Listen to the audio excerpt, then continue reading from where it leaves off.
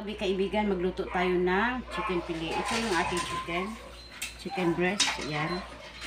Bubuhusan na natin ng patis. Ganito ko lang karami yung patis. Lalagay natin. Yan ang ating panimpla.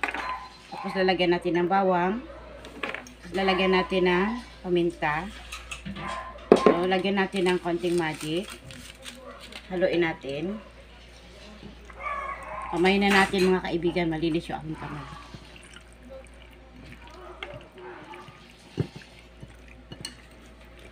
So, ayan. So, maglagay tayo ng 2 pirasong itlog.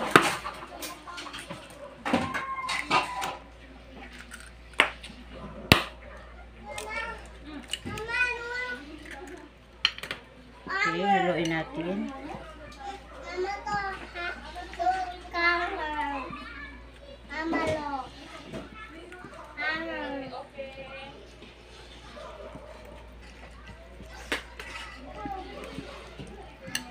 Haluin lang natin mga kaibigan ng maayos para lahat magpantay ba yung lasa.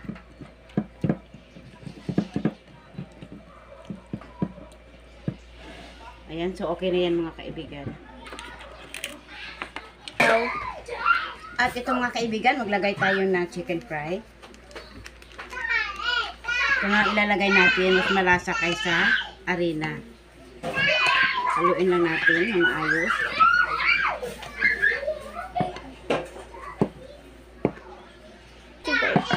So ito na mga kaibigan, okay na to ating chicken.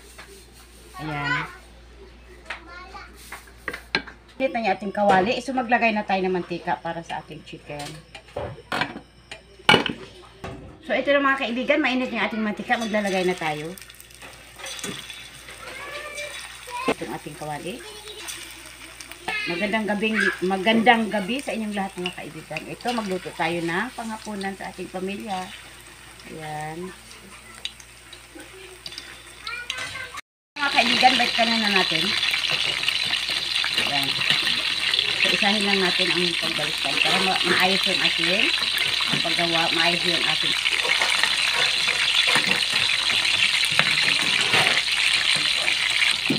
Pero chicken na ako sa... Kaibigan, tagalin na natin. Mga kaibigan!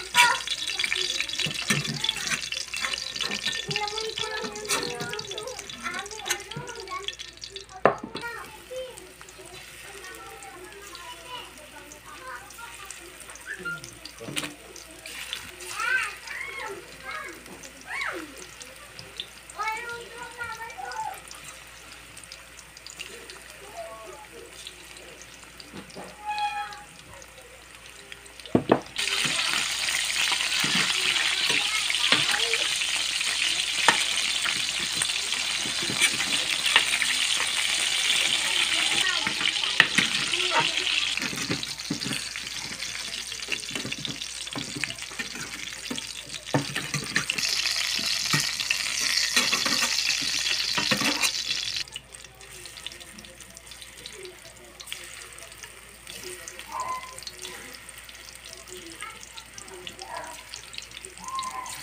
So, ito po mga kaibigan. Last na natin ito lagay. Ayan, nandiyan na lahat.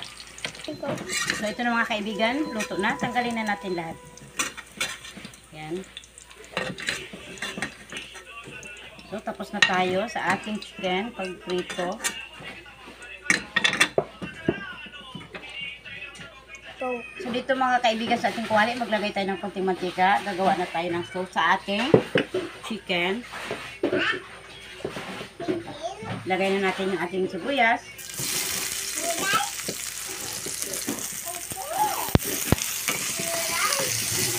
Maraming sibuyas, mas mabango. Lagyan na natin.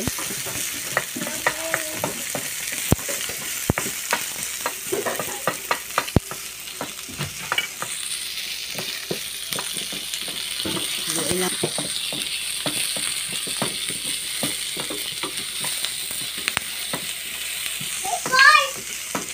Red bell pepper.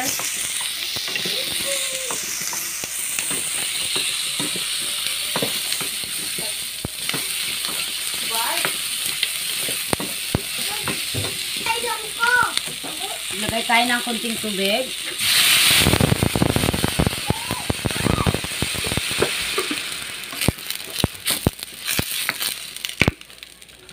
pa natin para may pang-sauce yung ating.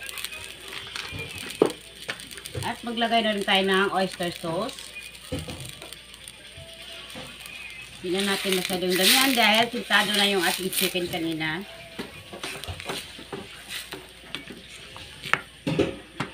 So maglagay na tayo ng paminta. At maglagay tayo ng ating pampalapot. Flour ating gamit, konti lang. At ibuhos na natin yung ating chicken.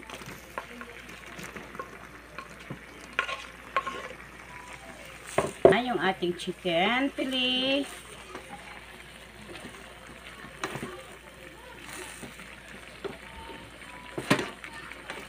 Tikman natin. Medyo matabang ng konti. Dagdagan lang natin ng oyster sauce. Dagdag natin. Haluin.